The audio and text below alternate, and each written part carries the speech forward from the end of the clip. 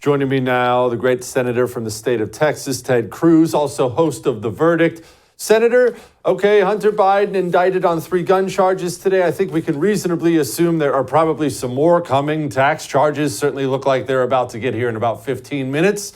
What am I seeing? Some accountability finally, or are they just trying to give this family a soft landing?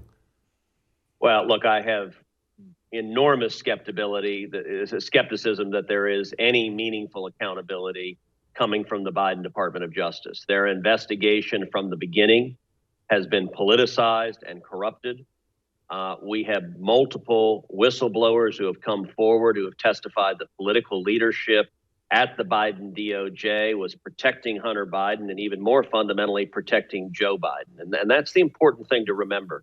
I think Democrats have basically decided to throw Hunter Biden overboard, that they can't argue, they can't dispute that he's corrupt as the day is long, but their latest talking point is really focused on trying to build a wall around Joe Biden. And you can see the changing talking points. So Joe Biden, during the campaign, said repeatedly, I've never had any discussions with Hunter about any of his overseas business deals. We now know that was a demonstrable lie, and that he had dozens of discussions, that he had dozens of phone calls where he's put on the phone with these corrupt oligarchs and various players that Hunter is engaging in these multi-million-dollar deals with.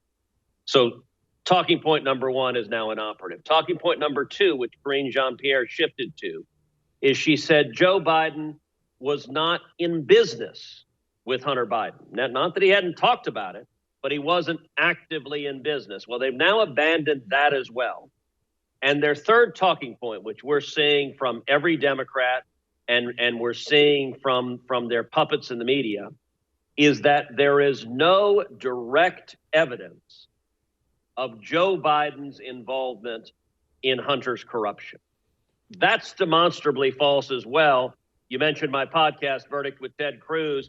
Yesterday's podcast does a deep dive on the claim there's no direct evidence of Joe's involvement in the corruption. That is a demonstrable lie. It is flat out false.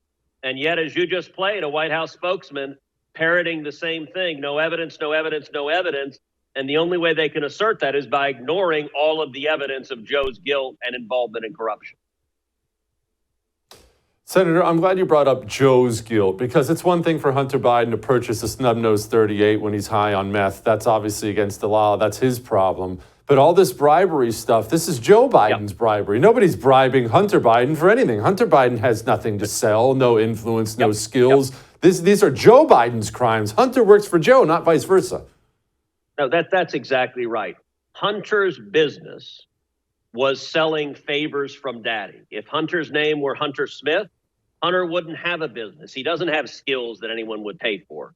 His only skill is getting daddy to do what people pay him millions of dollars to get daddy to do. And it's important to remember, look, that one of the key talking points of Democrats and the corporate media is Hunter is a troubled soul. He struggled with substance abuse.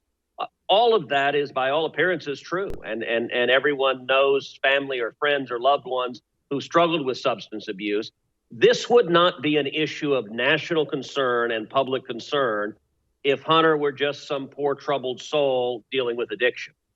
The reason this matters is these allegations are of corruption by Joe Biden when he was vice president of the United States, and now he's president of the United States. And specifically, the allegation is that Joe Biden solicited and received millions of dollars of bribes from corrupt foreign nationals. That is a grave offense. It's a grave criminal offense if true, and the evidence keeps piling up, demonstrating that it is true.